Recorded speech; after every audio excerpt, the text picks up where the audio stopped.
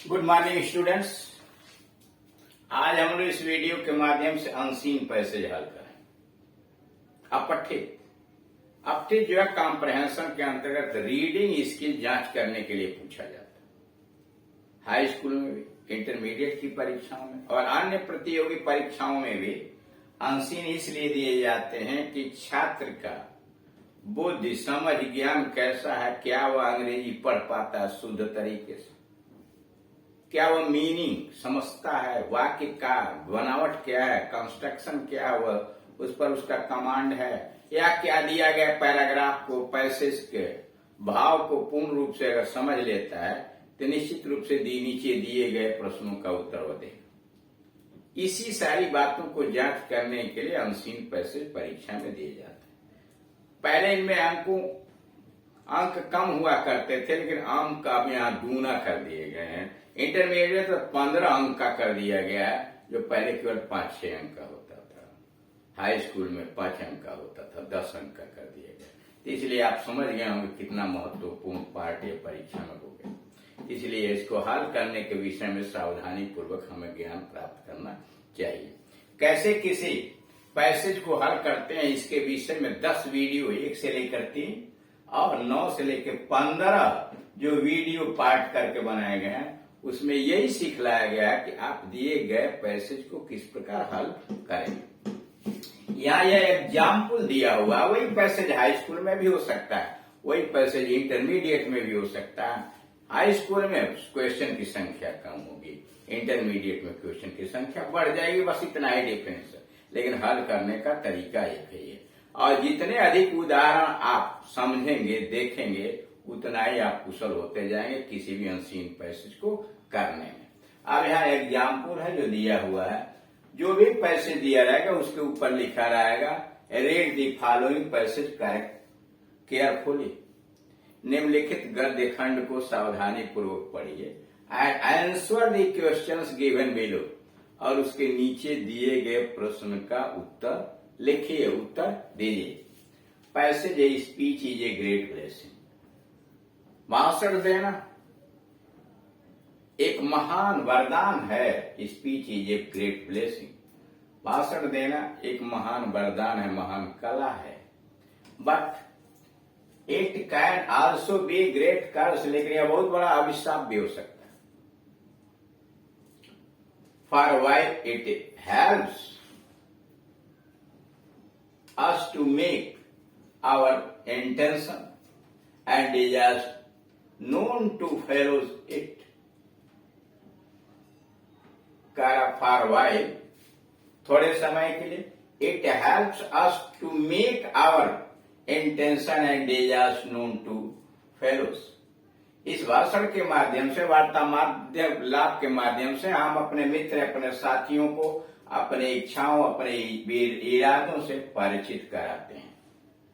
It can also if you use carelessly, लेकिन अगर हम इसे असावधानी पूर्वक प्रयोग कर दिए भाषण का या वार्तालाप का, make our attitude completely misunderstood, तो हमारे मित्र, हमारे साथी या जो हमारी बात सुन रहे हैं वह गलत संदेश उसके अंतर्गत चला जाता है। Make our attitude completely misunderstood, हमारे दृष्टिकोण को पूर्ण रूप से वह गलत तरीके से समझ जाता है। मतलब कह रहा, भाषण देना एक कला है, एक वरदान है, लेकिन इसका प्रयोग बड़ी सावधानी पूर्वक होना चाहिए। अगर इस भाषण के माध्यम से अपने साथियों को, अपने अनुयायियों को, अपने मित्रों को जो हमारा इरादा है, जो हमारी इच्छा है, उसके विषय में परिचित कराते हैं। लेकिन अगर भाषण का प्रयोग हम लापरवाही पूर्वक करेंगे, शब्दों का चुनाव अगर लापरवाही पूर्वक करेंगे, तो हमारा इरादा जो है, हमारा जो दृष्टिकोण है, उसके विषय में हमारे श्रोतागण, हमारे मित्र, हमारे साथी गलत संदेश जाए। स्लिप ऑफ द टंग, जीभ का थोड़ा सा फिसल जाना या कोई बात निकल जाना, स्लिप ऑफ टंग। जीवा का थोड़ा सा फिसल जाना, the use of an unusual word, किसी असामान्य, असाधारण शब्द का प्रयोग कर देना। The use of an unusual word, किसी असाधारण शब्द का प्रयोग कर देना। Or of an ambiguous word, अथवा कई अर्थी शब्दों का प्रयोग कर देना, एंड सो ऑन, और इसी प्रकार के मे क्रिएट एन एनिमी, हमारे अनुयायियों को शत्रु बना सकता है। Where we had hope to win friend, जहां हम लोगों को अपना मित्र बनाने के लिए भाषण दे रहे थे, वही भाषण अगर गलत चुनाव हमने कर दिया, कई अर्थों वाला शब्द प्रयोग कर दिया, तो उन लोगों को मित्र के बजाय हमारा दुश्मन बना देता है। आगे, different classes of people use different vocabulary, और दूसरी बात, विभिन्न प्रकार के लोग, विभिन्न वर्गों के लोग विभिन्न शब्दकोशों का प्रयोग करते हैं। And the ordinary speech of an educated man, और एक शिक्षित आदमी का साधारण भाषण में स्ट्राइक एन अनएजुकेटेड लिसनर, अशिक्षित आदमियों को यह समझ में आ सकता है एज शोइंग प्राइड, की अपना घमंड दिखा रहा। एक शिक्षित आदमी जब भाषण देता है तो हो सकता है उसका सामान्य भाषण अशिक्षित लोगों को लगे कि अपना घमंड का प्रदर्शन कर रहा है। अनविलिंगली वी में यूज ए वर्ड, बिना किसी इच्छा के लापरवाही के साथ हम एक ऐसे शब्द का प्रयोग कर सकते हैं which bears a different meaning to our listener, जो हमारे श्रोतागण को दूसरे अर्थ में समझ लेते हैं। ऐसा शब्द हम प्रयोग कर दिए जिसका दूसरा अर्थ वो समझ लेते हैं। From what it does to man of our own class, करा from what it does to man of our own class, करा वही शब्द जो हमारे वर्ग के अंतर्गत जिस अर्थ में प्रयोग होता है, उसी शब्द का प्रयोग हमारे श्रोतागण जो विभिन्न भाषाओं के विभिन्न शब्दकोशों वाले हैं, उनका दूसरा अर्थ वो महत्व समझ लेते हैं।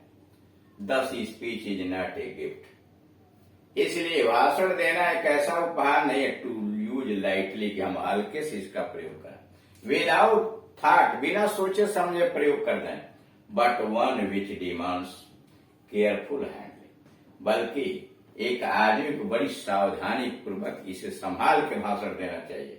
Only a fool will express himself alike to all kinds and conditions of man, केवल एक मूर्ख आदमी ही विल एक्सप्रेसिंग, अपने बात को कहेगा, अपनी बात को प्रकट करेगा, alike to all kinds and conditions of man, आदमियों के हर प्रकार और हर दशा के अंतर्गत मूर्ख आदमी एक साधारण भाषण को देगा।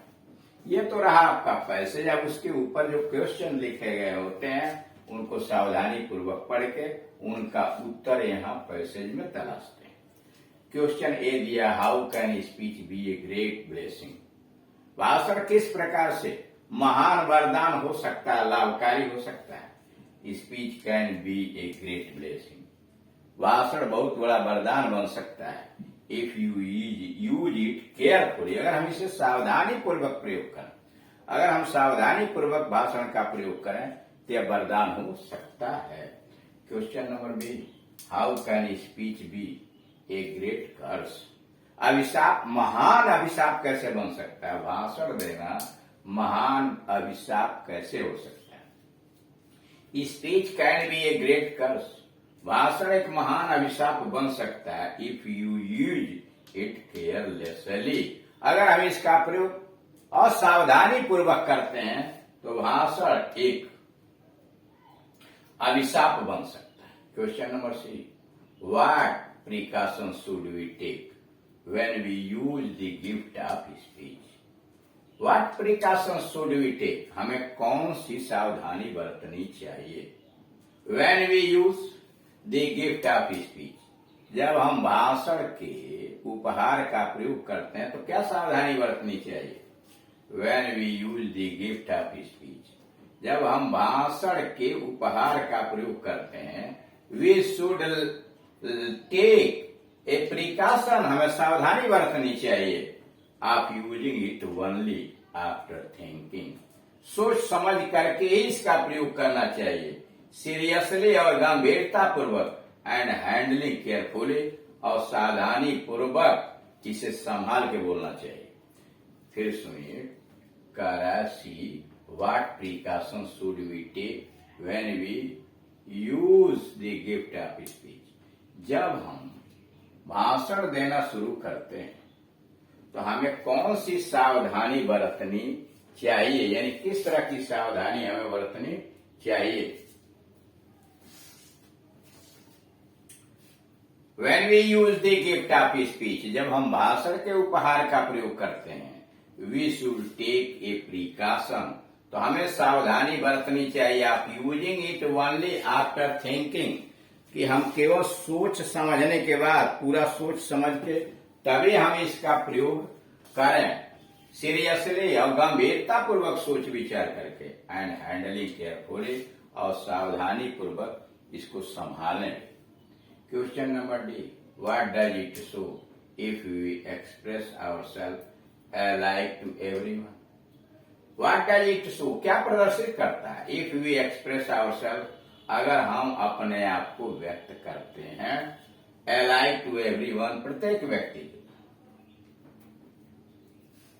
If we express ourselves alike to everyone, अगर अन्य लोगों की तरह से हम भी अपने भाषण का प्रयोग करते हैं, it only shows that we are fools, तो यह केवल वही प्रदर्शित करता है कि हम बेवकूफ आदमी। क्वेश्चन नंबर ई का पहला, write down synonym to boom. कह रहा है write down synonym of boon, boon का पर्यायवाची लिखिए। तो blessing is the synonym of boom, blessing is the synonym of boom. दूसरा, write down the antonym of, antonym to seriously, कह रहा सीरियसली का विलोम बताइए। तो लाइटली, लाइटली हल्के से, सीरियसली गंभीरता से, तो lightly is the opposite of seriously, lightly is the opposite of seriously. Find out the synonym of vanity in the passage. गद्य खंड के अंतर्गत वैनिटी का पर्यायवाची बताइए, समानार्थी बताइए। वैनिटी का मतलब होता है घमंड। Pride is the synonym of vanity, pride is the synonym of vanity. तो इस तरह से देख रहे हैं कि जो भी पैसेज दिया गया होता है उसे पहले सावधानी पूर्वक पढ़ते हैं, फिर प्रश्न को पढ़ के समझते हैं और क्या पूछ रहा है। एक एक प्रश्न, जो भी प्रश्न दिए जाते हैं उनका उत्तर भी लगभग 95% क्रम से ही होगा। जब आप सरसरी निगाह से पढ़ जाए तो प्रश्न पढ़िए और 2-3 लाइनें में पहले का उत्तर आपको मिल जाता है। कहीं किनारे आप क्वेश्चन नंबर 1, यानी वहां अपने संकेत लिख लीजिए कि जब उत्तर छांटना होगा तो आपको बहुत परेशानी न हो। तो इस प्रकार से आप सावधानी पूर्वक जितना ही अभ्यास करेंगे उतना ही अनसीन पैसेज को हल करने में कुशल हो जाएंगे। Thank you.